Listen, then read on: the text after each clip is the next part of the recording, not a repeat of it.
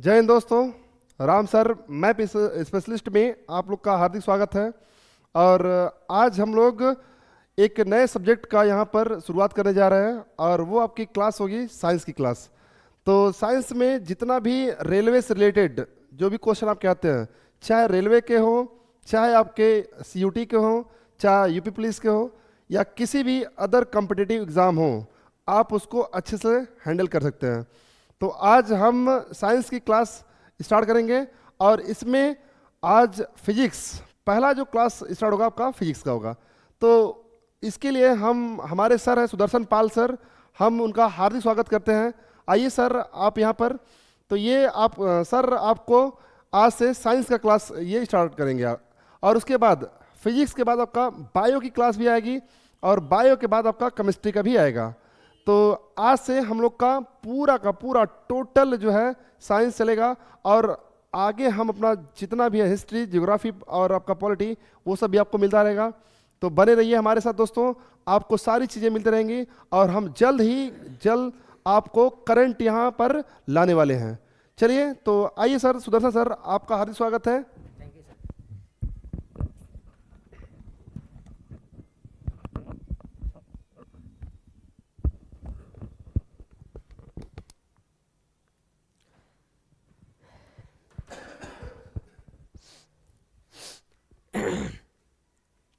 जय हिंद दोस्तों, मैं आपका science teacher Sudarshan sir, Ram sir map specialist के ऑनलाइन प्लेटफॉर्म पर आपका स्वागत करते हैं।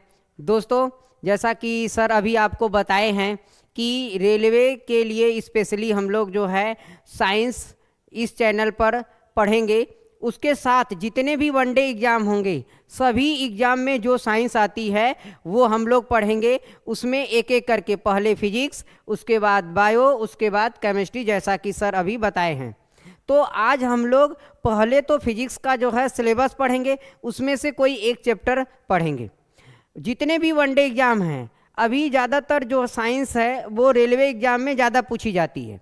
बाकी के जो वनडे एग्जाम है उसमें भी साइंस आती है, लेकिन रेलवे में ज़्यादा साइंस आती है। जैसे अभी एक दो एग्जाम बोले टेक्नीशियन में 100 क्वेश्चन में से 40 क्वेश्चन जो है साइंस के आएंगे, चाहे वो ग्रेड 1 हो चाहे ग्रेड 3 हो, दोनों में। इसी तरह से एलपी में भी। तो रेलवे के कोई भी एग्जाम है उसमें साइंस का जो है कंटेंट आपको ज़्यादा रहेगा, ज़्यादा मार्क्स का आएगा। बाकी जितने भी वनडे एग्जाम हैं उसमें भी साइंस पूछी जाती है। तो सबसे पहले हम लोग जो है सिलेबस को डिस्कस करेंगे, उसके बाद एक चैप्टर स्टार्ट करते हैं। तो आइए जो है हम लोग सिलेबस को स्टार्ट करना शुरू करते हैं। फिजिक्स,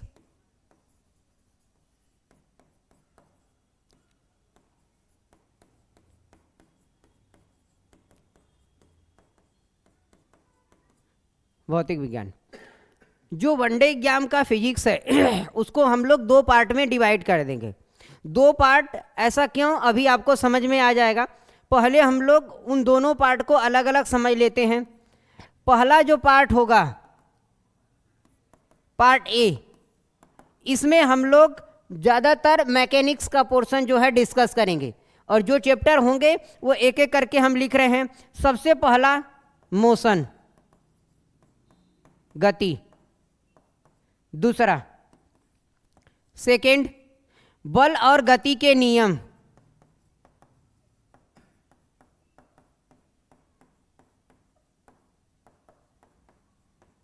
बल और गति के नियम। तीसरा, गुरुत्वाकर्षण। चौथा, वर्क पावर एनर्जी, कार्य, ऊर्जा और शक्ति। कार्य, ऊर्जा और शक्ति। पांचवा चैप्टर जो है तरंग, और इसमें जो हम लोग के सिलेबस में है वो ध्वनि तरंग। तरंग हम लोग पहले समझेंगे क्या होती है, फिर इसको क्लासिफाइड करेंगे, डिवाइड करेंगे, और वहाँ से हम लोग को एक स्पेशल तरंग मिलेगी जो सिलेबस में है, उसका नाम है क्या, ध्वनि तरंग। ये जो पोर्शन है ये पार्ट 1 में हम लोग डिस्कस करेंगे। पार्ट 2 में जो सिलेबस है उसमें हम लोग क्या क्या डिस्कस करेंगे, तो इसमें जो है हम लोग एक तो इलेक्ट्रिसिटी पढ़ेंगे, विद्युत, और दूसरा जो है हम लोग लाइट पढ़ेंगे, प्रकाश पढ़ेंगे। ठीक है, इतना जो है फिजिक्स का सिलेबस है। अब जो है एक चैप्टर हम लोग कोई स्टार्ट करेंगे और फिर उसके बाद जो है एक एक करके उसको समझेंगे। चैप्टर जो है वर्क, पावर एंड एनर्जी, बहुत इंपॉर्टेंट चैप्टर है, तो हम लोग जो है इसको स्टार्ट करते हैं।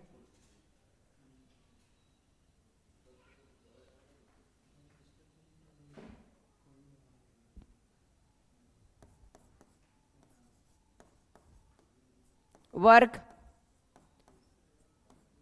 कार्य,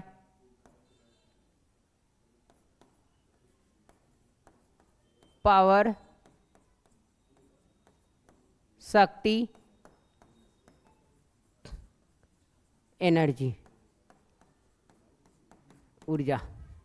वर्क, पावर, एनर्जी, कार्य, ऊर्जा और शक्ति। दोस्तों बहुत इंपॉर्टेंट चैप्टर हैं। वर्क से हम लोग स्टार्ट करेंगे और फिर उसके बाद जो है पावर और उसके बाद एनर्जी पर। वर्क, कार्य जो है वो हम लोग डेली लाइफ में भी करते हैं, लेकिन डेली लाइफ में किए गए सभी कार्य क्या साइंस में कार्य कहे जाते हैं? तो बिल्कुल भी नहीं। डेली लाइफ के कुछ ही कार्य साइंस में जो है कार्य कहे जाएंगे, लेकिन सभी डेली लाइफ के किए गए कार्य साइंस में कार्य नहीं होते हैं। पूरे चैप्टर जब तक समाप्त नहीं हो जाता तब तक आपको यही याद रखना है क्या, कि कौन से डेली लाइफ के कार्य जो साइंस में जीरो हो जाएंगे। कई बार देखिएगा इस तरह से क्वेश्चन आपको पूछा जाएगा कि किया गया कार्य का मान, तो उसका जवाब होगा जीरो, लेकिन आपको फील होगा, ऐसा लगेगा कि कार्य हुआ है लेकिन उसका कार्य का मान क्या होगा? जीरो होगा। तो अब हम लोग समझना स्टार्ट करेंगे कि डेली लाइफ के वो कौन से कार्य हैं जो साइंस में कार्य नहीं कहे जाएंगे। अर्थात इसका मतलब ये है कि डेली लाइफ में तो कार्य होगा लेकिन साइंस में वो कार्य नहीं होगा, वो जीरो हो जाएगा। तो आइए अब हम लोग जो है कार्य को समझते हैं। तो अब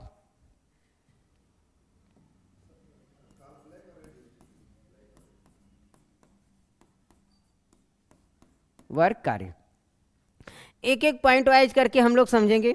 सबसे पहला पॉइंट, कार्य को जो है किससे लिखा जाता है? तो कार्य को जो है किससे लिखा जाता है? W से।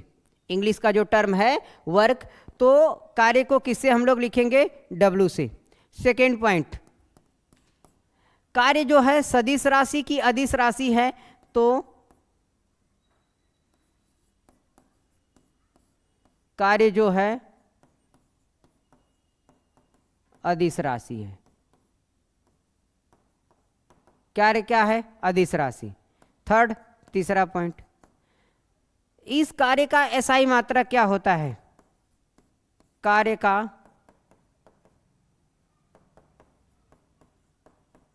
एसआई मात्रक क्या होता है? तो कार्य का एसआई मात्रक क्या होता है? जूल।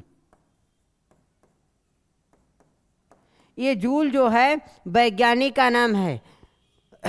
वैज्ञानिक के नाम पर कार्य का नाम जो है एसआई मात्रक रखा गया है, क्या? जूल। कुछ स्पेशल भौतिक राशि होती हैं जिनका एसआई मात्रक वैज्ञानिक के नाम पर होता है। बाकी सभी भौतिक राशियों का एसआई मात्रक जो है वो फार्मूले से कैलकुलेट किया जाता है। ठीक है, तो वर्क, कार्य का एसआई मात्रक वैज्ञानिक के नाम पर रखा गया है, क्या? जूल। अब आगे वही प्रश्न जो है हम लोग उसका जो है जवाब जानने की कोशिश करेंगे, क्या? कि डेली लाइफ के वो कौन से कार्य हैं जो साइंस में जीरो कहलाएंगे। तो अब हम लोग एक्चुअल मीनिंग समझेंगे कार्य की कि क्या है। तो अगला पॉइंट, फोर्थ, कार्य है क्या? तो बल गुणे बल की दिशा में कार्य, जिसको W से लिखेंगे, इज इक्वल टू क्या होगा? बल गुणे बल की दिशा में, बल गुणे बल की दिशा में विस्थापन। बल गुणे बल की दिशा में विस्थापन, इसको क्या कहते हैं? कार्य कहते हैं। इसका अर्थ ये होगा कि बल कि जो दिशा होगी वही दिशा किसकी होगी, विस्थापन की होगी। बल और विस्थापन जो है दोनों एक ही दिशा में होंगे। तो ये W हो गया, और बल को किससे लिखेंगे, F से, और विस्थापन को किससे लिखेंगे, S से। तो W = F × S। लेकिन इसमें जो है एक कंडीशन होगी, क्या, कि यहाँ पर जो है F की डायरेक्शन वही होगी जो S की डायरेक्शन है। देखिए एरो बनाए हैं, सेम एरो है, मतलब F और S दोनों की डायरेक्शन क्या होगी, सेम। बल और विस्थापन दोनों की डायरेक्शन क्या होगी, सेम होगी। अगर दोनों की डायरेक्शन सेम है तो इस फार्मूले की मदद से आप जो है कार्य का मान बता सकते हैं। दोनों की दिशा सेम होगी, तो अगर इन दोनों के बीच में हम आपसे कोण पूछें तो कितना होगा, 0। इस कंडीशन में बल और विस्थापन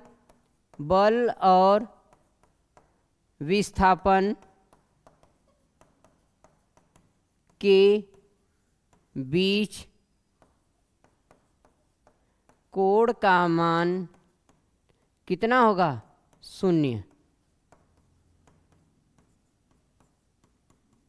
0 होगा। बल और विस्थापन के बीच कोण का मान कितना होगा, 0 होगा। ठीक है, इस फार्मूले से की मदद से आप जो है वर्क की वैल्यू कैलकुलेट कर सकते हैं। ये फार्मूला जो है लिमिटेड प्लेस पर भी अप्लाई हो पाएगा, बहुत कम जगह, क्योंकि इसमें रेस्ट्रिक्शन है। क्या है, क्योंकि बल और विस्थापन दोनों एक ही दिशा में, लेकिन अगर बल और विस्थापन दोनों एक दिशा में न हो तब जो है वर्क की कैसे वैल्यू कैलकुलेट करेंगे। तो आइए उसके लिए हम लोग जो है एक नया फार्मूला डिराइव करेंगे।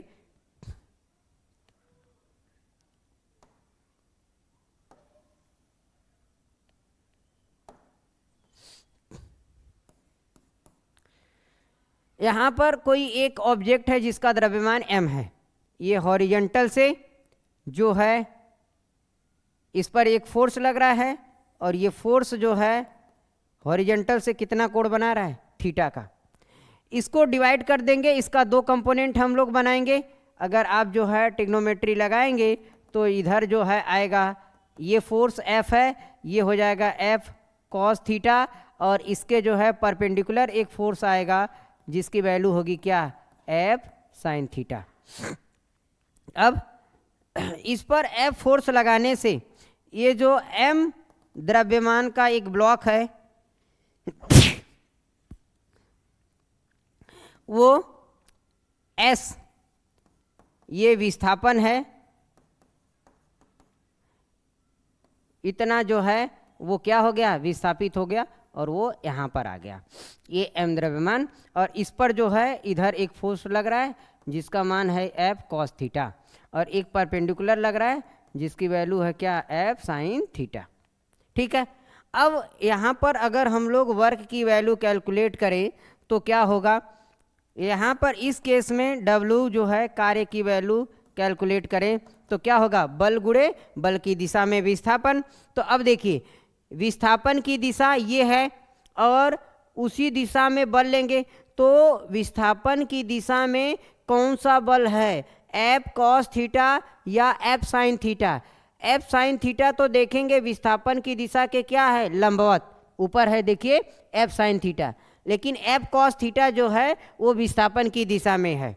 तो यहाँ पर हम लोग जो बल लेंगे वो क्या होगा, F cos थीटा इंटू क्या हो जाएगा, इंटू क्या हो जाएगा, S, और S क्या है, विस्थापन। ठीक है, विस्थापन। इस फार्मूले की मदद से हम लोग सभी प्रकार के कार्य निकाल सकते हैं।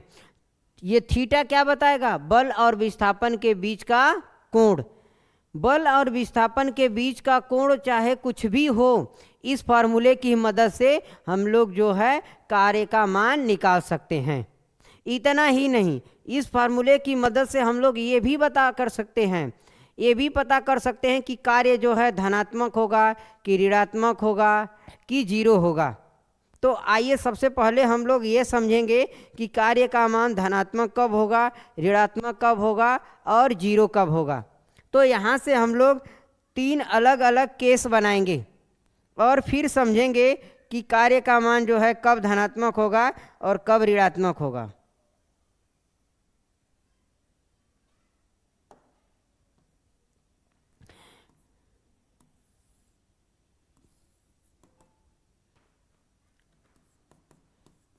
केस फर्स्ट, पहला, ये जो थीटा का मान है, यदि थीटा का मान 0 हो जाए, थीटा का मान 0 डिग्री होगा, तो यहाँ पर होगा क्या कि बल और विस्थापन दोनों क्या हो जाएंगे, एक ही दिशा में। थीटा का मान 0 होगा तो बल और विस्थापन क्या हो जाएंगे, एक ही दिशा में। तो कार्य कितना होगा, W कार्य कितना होगा, यहाँ से हम लोग लिखेंगे F into cos theta into क्या हो जाएगा S। थीटा की वैल्यू आप 0 रखेंगे तो होगा F into cos 0 degree into S। Cos 0 की वैल्यू कितना हो जाएगी 1, तो F इंटू क्या हो जाएगा, W इज इक्वल टू हो जाएगा F इंटू S। यहाँ से कार्य जो है क्या आया है बताइए, यहाँ से जो है कार्य की वैल्यू क्या आई है, पॉजिटिव धनात्मक, पॉजिटिव। यहाँ से जो है कार्य की वैल्यू क्या आई है, पॉजिटिव। थीटा की वैल्यू जब 0 होगी तो बल और विस्थापन दोनों एक ही दिशा में होंगे और इस केस में कार्य का मान क्या हो जाएगा, धनात्मक। ठीक है, अगला दूसरा सेकेंड केस हम लोग समझेंगे।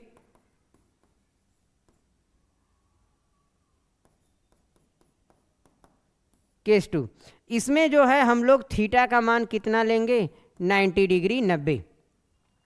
अब हम लोग ये समझेंगे कि अगर बल और विस्थापन के बीच कोण जो है 90 डिग्री हो तो किया गया कार्य क्या होगा, 0 होगा कि धनात्मक होगा कि ऋणात्मक होगा। तो कार्य का एक फॉर्मूला है क्या, W इज इक्वल टू क्या होगा, F into cos theta into S। Theta की वैल्यू कितना रखेंगे, 90 डिग्री, तो F into cos 90 degree into क्या हो जाएगा S। कॉस 90 की वैल्यू कितना होगी, 0। यहाँ पर आप कॉस 90 की वैल्यू रख देंगे कितना, 0, और जब इसमें 0 रखेंगे तो F इंटू 0 इंटू S।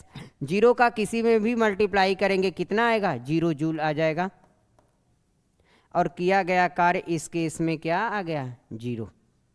ठीक है, तो अब यहाँ से हम लोग कंक्लूजन ड्रॉ करेंगे क्या, कि जब बल और विस्थापन के बीच कोण का मान 90 डिग्री 90 अंश होगा तो किया गया कार्य क्या हो जाएगा, 0 हो जाएगा।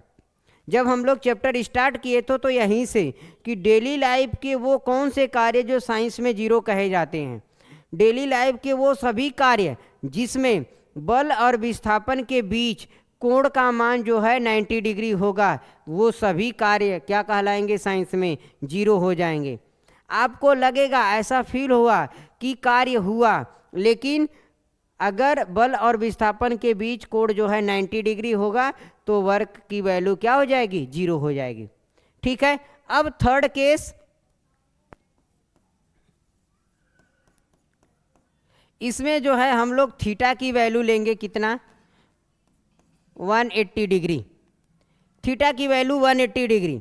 180 डिग्री का मतलब क्या होगा, इसका मीनिंग क्या होगा कि बल और विस्थापन दोनों एक दूसरे के क्या होंगे, विपरीत होंगे।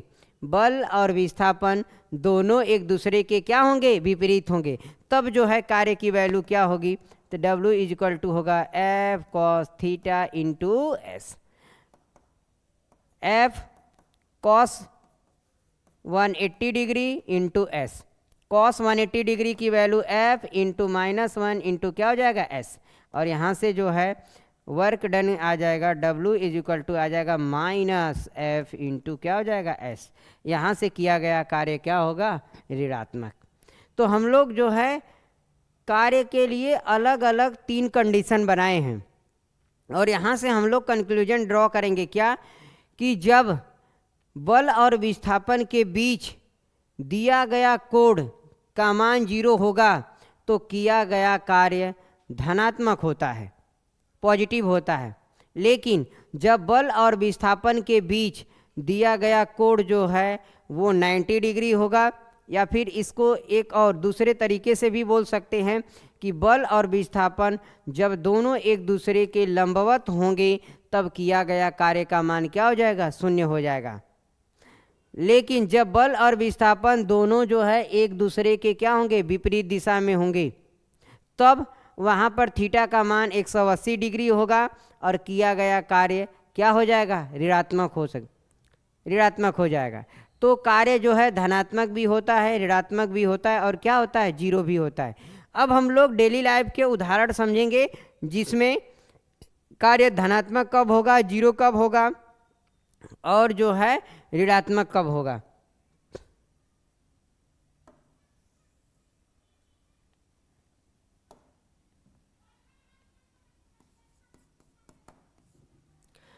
सबसे पहला एग्जाम्पल, ठीक है,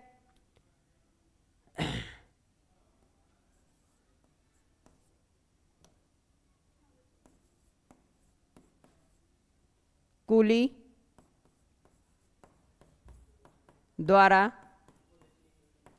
किया गया कार्य। कूली द्वारा किया गया कार्य ज्ञात कीजिए। कूली द्वारा किया गया कार्य ज्ञात कीजिए यदि कूली द्वारा किया गया कार्य ज्ञात कीजिए यदि कूली 50 kg की वस्तु को सिर पर रखकर 10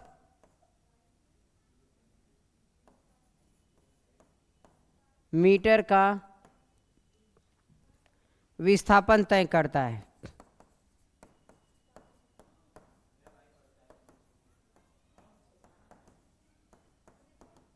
दस मीटर का विस्थापन तय करता है।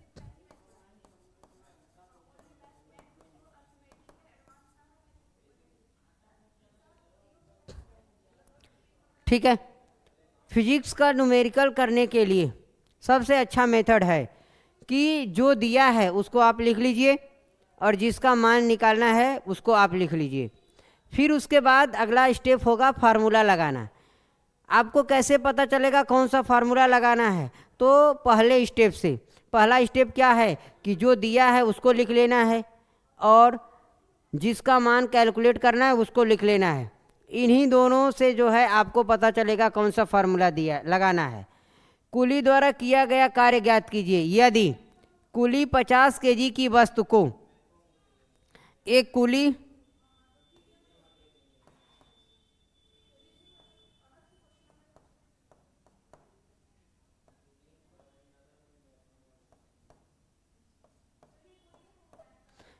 है, ये जो है 50 kg की वस्तु को अपने सर पर रखा है। m का मान कितना है? 50 kg। और ये इसने जो है विस्थापन तय किया है, s का मान विस्थापन तय किया है। s क्या है? विस्थापन।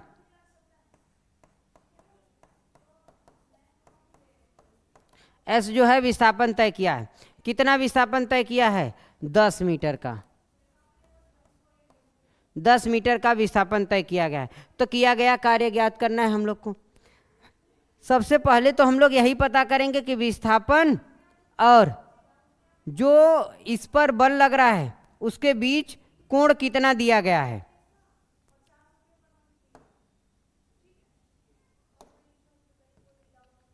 ठीक है, तो m द्रव्यमान है। इस m द्रव्यमान पर जो है इसका भार लगेगा नीचे की तरफ, क्या होगा? mg। और इधर जो है इस डायरेक्शन में क्या लग रहा है? विस्थापन। ये mg भी एक तरह का क्या है? बल ही है। ये भी एक तरह का क्या है? बल। एक्चुअल में ये तो भार होता है लेकिन ये भी एक तरह का क्या है? बल। इस बल और विस्थापन के बीच कोण कितना है? 90 डिग्री। तो यहाँ पर आपको क्वेश्चन को देख करके ये समझ में आ रहा होगा कि कूली तो कार्य करेगा लेकिन फॉर्मूले जब आप लगाएंगे, अप्लाई करेंगे, तो यहाँ पर कार्य का मान क्या आ जाएगा? 0, क्योंकि विस्थापन और बल के बीच जो है कोण कितने का है? 90 डिग्री। थीटा की जो है वैल्यू कितना है? 90 डिग्री। थीटा की वैल्यू जब 90 डिग्री होगी तो W इक्वल टू एफ के जगह पर हम लोग लिखेंगे क्या? M इंटू जी, और यहाँ पर रख देंगे cos 90 और इंटू एस का वैल्यू जो है कितना हो जाएगा? 15। cos 90 की वैल्यू 0 हो जाएगी, 15, और इसकी जो वैल्यू करेंगे तो 0 जूल आ जाएगा। बहुत इंपॉर्टेंट क्वेश्चन था ये। एक कुली जो है अगर वो 10 मीटर चलता है और अपने सर पर जो है 50 केजी की कोई वस्तु रखा है, तो वो कुल कितना कार्य करेगा? वो उसके द्वारा किया गया कार्य कितना होगा? तो उसके द्वारा किया गया कार्य कितना होगा? 0 होगा। लेकिन आपको लगेगा कि उसके द्वारा किया गया कार्य होगा। रेलवे के एएलपी में कम से कम 3 से 4 बार ये क्वेश्चन जो है रिपीट किया है। कई बार जो है आपको इस तरह से वैल्यू दे करके कार्य पूछ लिया गया है, कई बार विस्थापन पूछ लिया गया है, तो घुमा करके ये जो क्वेश्चन जो है कम से कम 3 से 4 बार पूछा गया। ठीक है, तो दोस्तों हम लोग जो है वर्क पावर एनर्जी स्टार्ट किए थे, जिसमें कार्य जो है हम लोगों ने कंप्लीट किया है। अब जो इस चैप्टर का बचा हुआ पोर्शन है वो अगले पार्ट में हम जो है आपको पढ़ाएंगे। तब तक आप इसको जो है पढ़िए, और इस चैनल को जितना ज़्यादा से ज़्यादा जो है आप शेयर करेंगे, उतना ही हम लोग को जो है एनर्जी मोटिवेशन मिलेगा, और उसी मोटिवेशन के साथ ये वीडियो जो है आपको जो है पढ़ने को मिलती रहेगी। तो गाइज़ आज की क्लास जो है हम यहीं पर स्टॉप करते हैं। Thank you. बाकी जो है आप जो है अपना स्टडी कंटिन्यू रखें।